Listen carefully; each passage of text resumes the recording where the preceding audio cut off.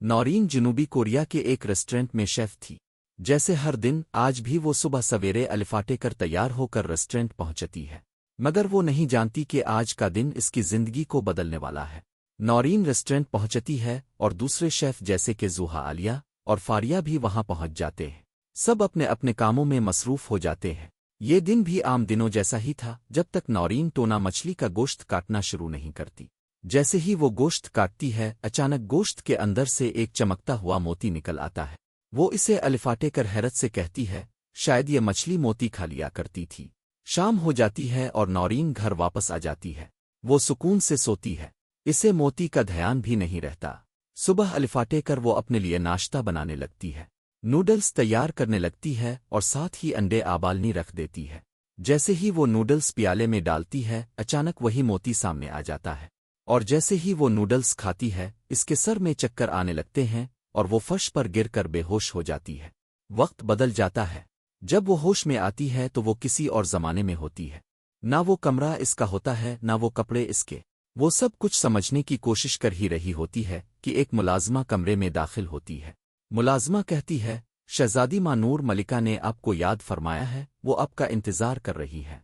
नौरीन परेशान होकर कहती है, कौन सी मलिका और कौन सी शहजादी मां नूर? मुलाजमा कहती है, मैं आपकी सोतेली मां मलिका आमना की बात कर रही हूँ। नौरीन को कुछ समझ नहीं आ रहा होता। वो नहाती है, तैयार होती है और बाहर जाती है। आहिस्ता आहिस्ता इसे समझ आ जाता है कि वो दरअसल यहाँ के बादशाह की इकलौती बेटी है। जैसे ही वो दरबार पहुंचती है, वो खूबसूरत मलिका आमना को देखती है, जो इससे इसकी तबीयत के बारे में पूछती है। नौरीन थोड़ी परेशान और खौफजदा होती है। वो अपने कमरे में जाकर खुद को बंद कर लेती है और बहुत बेचैन हो जाती है। इसे कुछ समझ नहीं आ रहा होता कि क्या करे। वक्त गुजरने लगता है।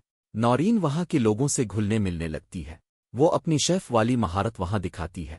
वो इस दौर के अज्जा से मज़ेदार केक बनाती है। महल के लोग उसके खाने से बहुत खुश होते हैं। सब उसकी तारीफ करते हैं। हर तरफ उसके पकवानों की धूम मच जाती है। वो पुराने और जदीद दौर के तरीके मिलाकर खाना बनाती है। हर तरफ नौरीन ही नौरीन की बातें होती है। मलिका आमना को कोई तवज्जो नहीं देता, जिससे इसे नौरीन से नफरत होने लगती है। वो खादमाओं से कहती है, नौरीन से कहो कि मुझे भी इसके हाथ का खाना चखना है।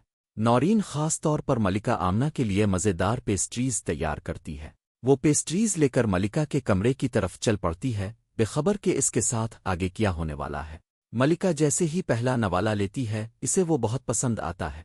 फिर वो कहती है, मैं तुम्हें इनाम देना चाहती हूँ इतना अच्छा खाना बनाने के लिए। वो नौरीन, जो मलिका की नीयत से बेखबर होती है, इसके पीछे चल पड़ती है। मलिका इसे एक तहखाने में ले जाती है। वो इसे एक ऐसे कमरे में ले जाती है जहाँ काले जादू के सामान रखे होते हैं। नौरीन थोड़ा घबरा जाती है और पूछती है, आप मुझे कहाँ ले आई हैं? मलिका कहती है, मुझे तुम्हारी रूह चाहिए ताकि मैं 100 साल तक जिंदा रह सकूं। फिर दो शैतानी मखलूक नौरीन को पकड़ लेते हैं। नौरीन खौफ से पूछती है, अब क्या करने वाली हैं? मलिका अपना जादुई छड़ी लहराती है और अगले ही लम्हे नौरीन की रूह उसके जिस्म से निकल जाती है। मलिका को नौरीन की रूह मिल जाती है।